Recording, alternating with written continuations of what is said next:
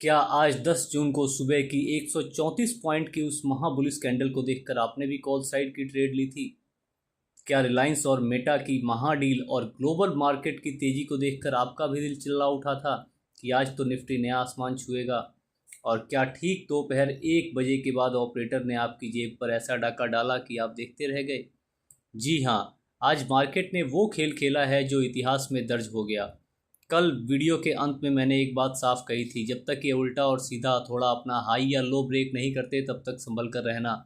आज वो high break भी हुआ, फिर भी जो कत्लेआम हुआ उससे 90% रिटेलर्स का पैसा डूबा।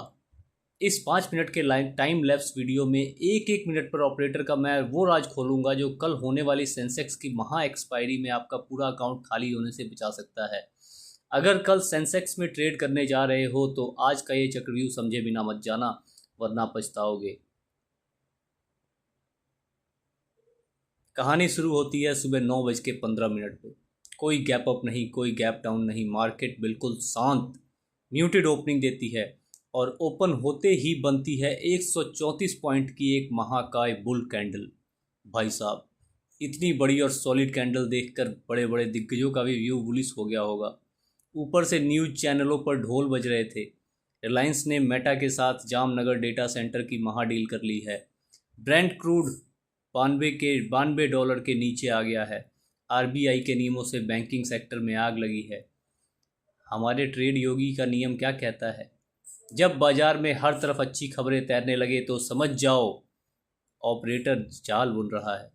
इस 134 पॉइंट की कैंडल ने हमारे दिमाग का पूरा न्यूट्रल व्यू ख़त्म कर दिया और हमें मजबूर कर दिया कि हम सिर्फ और सिर्फ ऊपर की सोचें।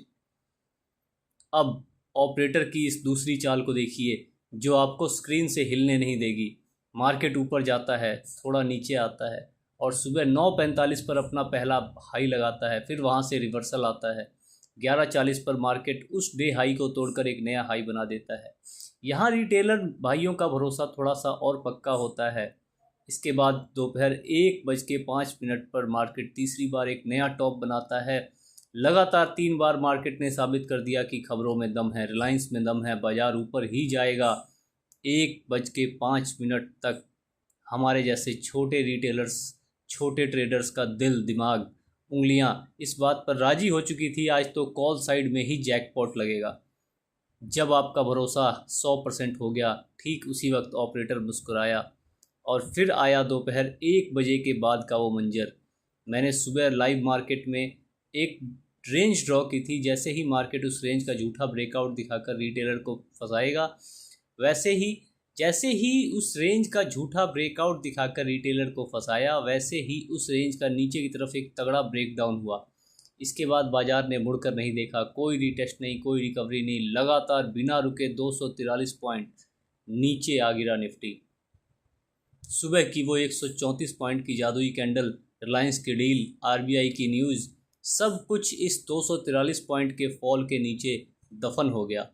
बंद होते होते निफ्टी भले ही कल से 109 पॉइंट ऊपर बंद हुआ हो, लेकिन जो लोग 1 बजे कॉल लेकर बैठे थे उनका पूरा कैपिटल इस फॉल ने स्वाहा कर दिया। मेरे भाई, अब बात करते हैं सबसे ज़रूरी साइकोलॉजिकल सीख की। बाजार में अक्सर वही होता है जो दिखता नहीं, और जो दिखता है वो कभी होता नहीं। आज एशिया के बाकी बाजार जैसे साउथ कोरिया का कोस्पी 4.5% तक टूट चुका था, लेकिन हमारे यहाँ सुबह इतनी हरियाली दिखाई गई कि आप डोमेस्टिक रेजिलियंस के चक्कर में फंस जाएं। कल सेंसेक्स की महा एक्सपायरी है मेरे भाई, और आजकल हमारे ज़्यादातर भाई निफ्टी को छोड़कर सेंसेक्स की तरफ भाग रहे हैं क्योंकि वहाँ बड़ी मूव्स मिलती हैं। लेकिन याद रखना, आज निफ्टी और सेंसेक्स दोनों में बिल्कुल एक जैसी चाल चली गई है। ऑपरेटर पहले आपको खबरों से, बड़ी कैंडल्स से अंधा करेगा, आपका व्यू एक तरफ फिक्स करेगा और फिर दूसरे रास्ते से आकर आपका गला काट देगा, आपकी जेब काट देगा। अगर कल सेंसेक्स की एक्सपायरी में पैसे को बचाना है तो ऑपरेटर के इस ट्रैप को समझो। जब तक आज का डे हाई और कल का डे लो सुरक्षित है, तब तक शांति से बैठना सीखो। एक योगी की तरह शांत रहोगे तभी समंदर से अपना घड़ा भर पाओगे। अगर आज आप भी इस 1 बजे वाले चक्रव्यूह में फंसे थे तो नीचे कमेंट में ट्रैप लिखना मत भूलना। अपनी गलती शेयर करना भाई, ताकि और भाइयों को सीख मिल सके। वीडियो को लाइक, चैनल को सब्सक्राइब अभी कर लीजिए ताकि कल की एक्सपायरी के दिन आप किसी जाल में न फंसें। मिलते हैं कल। जय हिंद। भाव को गुरु मानो, प्राइस को गुरु मानो, सुरक्षित ट्रेड करो। धन्यवाद।